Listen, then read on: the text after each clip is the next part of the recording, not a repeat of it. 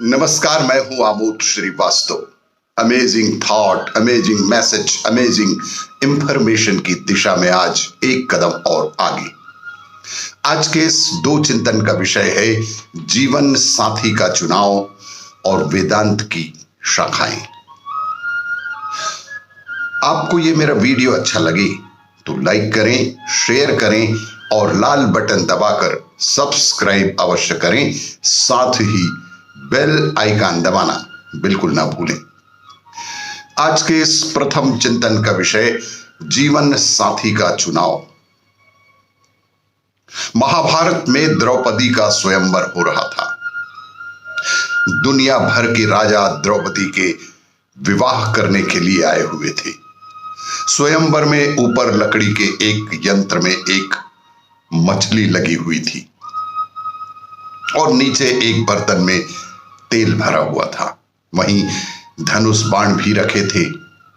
राजाओं को तेल में मछली की छाया देखकर उसकी आंख में धनुष बाण से निशाना लगाना था। ये बेहद मुश्किल शर्त थी। कई राजाओं ने कोशिश की लेकिन सफलता किसी को नहीं मिली। कुछ राजा तो धनुष ही नहीं उठा सके। उस स्वयंवर में कर्ण और दुर्योधन भी आए हुए थे। स्वयंवर की शर्त पूरी करने के लिए जब कर्ण उठा तो दुर्योधन ने उससे कहा कि मैं द्रौपदी से विवाह करना चाहता हूं, तुम मेरे मित्र हो, मैं उतना अच्छा धनुष नहीं चला सकता, तुम निश्चित रूप से सही निशाना लगा दोगे। द्रौपदी तुम्हें वरमाला पहना देगी, इसके बाद तुम द्रौपदी को मुझे सौंप देना।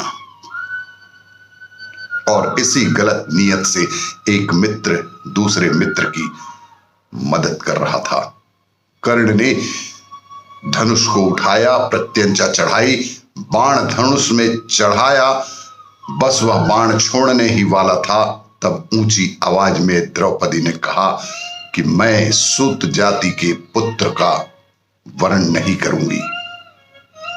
बेहद जोर से चिल्लाकर द्रौपदी ने पूरी महाभारत की सभा में कहा कि मैं सूत जाति के पुरुष का वर्ण नहीं करूंगी। द्रौपदी की बात सुनकर कर्ण ने धनुष बाण रख दिए। वहां इस बात का विरोध हुआ। दुर्योधन भी कर्ण के पक्ष में बोला, लेकिन द्रौपदी ने कहा विवाह मेरा हो रहा है, अंतिम निर्णय भी मेरा ही होना चाहिए और मेरी स्वीकृति के बिना कोई भी पुरुष इस स्वयंवर में भाग नहीं ले सकता। यही अपने जीवन साथी चुनने का अधिकार सभी को होना ही चाहिए। आज के इस दूसरे चिंतन का विषय वेदांत की शाखाएं। श्री अरविंद के अनुसार वर्तमान मानसिकता युक्त व्यक्ति विकास का चरम लक्ष्य नहीं है। विकास का लक्ष्य मानसिकता का अतिक्रमण करके मनुष्य को वहां ले जाना है जो संस्कृति, जन्म, मृत्यु और काल से बिल्कुल परे हो।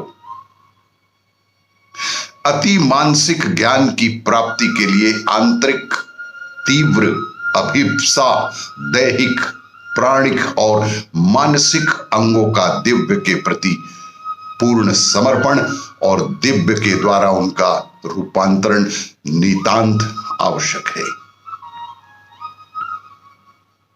यही श्री अरविंद के सर्वांग योग की पूर्व भूमिका भी है।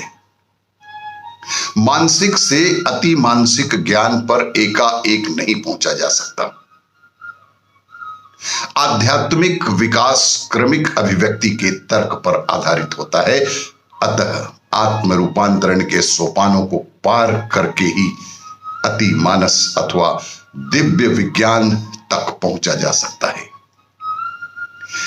ये सोपान या श्रेणियां इस प्रकार है: सामान्य मानसिकता, उच्चतर मानस, प्रदीप्त मानस, संबोधि, अधिमानस, अतिमानस। श्री अरविंद आध्यात्मिक अनुभूतियों के स्रोत के रूप में वेदांत की विभिन्न शाखाओं को मानते हैं। वे परमार्थ तत्व को आध्यात्मिक मानते हैं। उनके अनुसार जड़ तत्व एक दूसरे का निषेध नहीं करते, बल्कि वे एक दूसरे को स्वीकार करते हैं। विश्व ज्ञान प्राप्त करने पर ही बुद्धि और अनेक को सम्यक परिप्रेक्ष्य में देख पाती है। इस ज्ञान की उपलब्धि होने पर दोनों जड़ और चेतन परस्पर विरोधी नहीं, बल्कि एक दूसरे के अभिन्न पहलू के रूप में दिखते हैं। इसी प्रकार शांत निश्चल ब्रह्म के धनात्मक और ऋणात्मक पहलुओं को जानना बेहद आवश्यक है।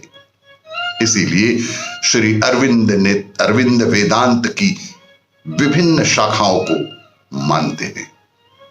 आपको ये मेरा वीडियो अच्छा लगे तो लाइक करें, शेयर करें और सब्सक्राइब अवश्य करें। धन्यवाद।